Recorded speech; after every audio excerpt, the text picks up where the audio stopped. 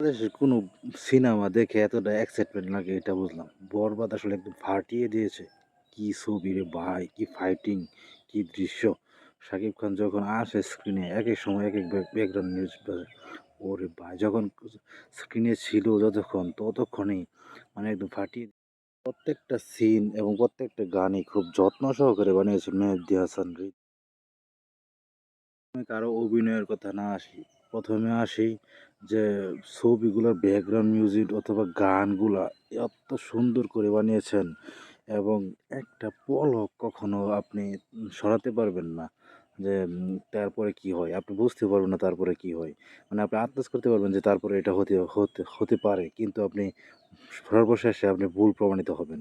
মানে আপনি মনে করবেন যে এই তো কাহিনী শেষ। মনে হয় শেষই হয়ে গেছে।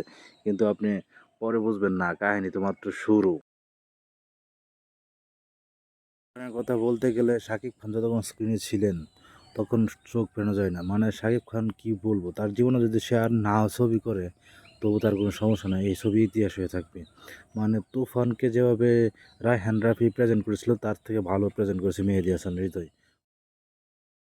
নায়িকা যদি ইদিকা পালের কথা বলি, সে প্রিয়তমা থেকে অনেক ভালো অভিনয় করেছে এবং কি বলবো তার যে স্ক্রিন প্রেজেন্টেশন খুবই ভালো হয়েছে এবং যে ভিলেন ছিল যিশু সেনগুপ্ত, তো সে যখন স্ক্রিনে আসে রে ভাই কি বলবো মানে অন্যরকম ব্যাকগ্রাউন্ড মিউজিক, মানে যখন নায়ক স্ক্রিনে আসে তখন একটা ব্যাকগ্রাউন্ড মিউজিক, আবার যখন ভিলেন স্ক্রিনে আসে তখন অন্য একটা ব্যাকগ্রাউন্ড মিউজিক।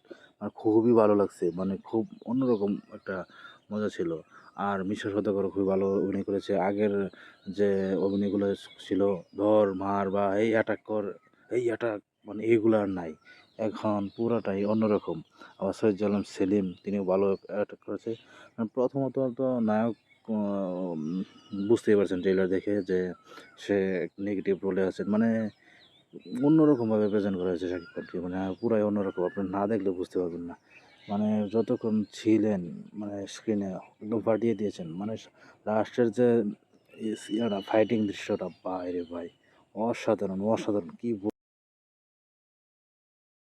তবে 'পুষ্পা' অ্যানিমেলের মতো একটা ভাইব আছে। আর এইগুলো কমার্শিয়াল মুভিতে এগুলো ভাইব থাকতে হয়। ভাইব না থাকলে চলে না। এগুলো এগুলো অনেক এগিয়ে যাচ্ছে সিনেমাগুলো, এগুলো ভাইব দরকার আছে।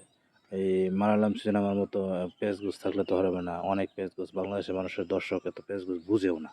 এমন সহজ সরল স্টোরি দিয়ে এমন একদম কমার্শিয়াল মুভি ফাইট থাকবে, সিন থাকবে, ভালো, ভালো গান থাকবে। মানে গানগুলো কি বলবো? গানগুলো যে আমরা আগে মনে করতাম যে একটা গানের জন্য এত কোটি টাকা খরচ করার কি দরকার? বাংলাদেশে কি কম সুন্দর দৃশ্য আছে? কিন্তু কি বলবো ওই যে একটা গান ছিল না 'নিঃশ্বাস' না কি? ওই গানটা মানে এখনো মানে মাথার মাঝে ভাসছে কিন্তু বলতে পারতেছি না।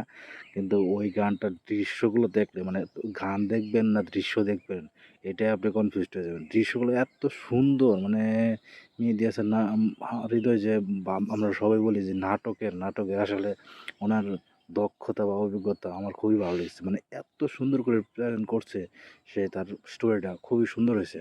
মানে স্টোরিটাও একদম সাদামাটা বা মানুষের মানে ক্লিক করতে খুব সহজ হবে। মানে বাংলাদেশের যে দর্শক বা তাদের যে ওরা এটা বুঝতে খুবই হবে।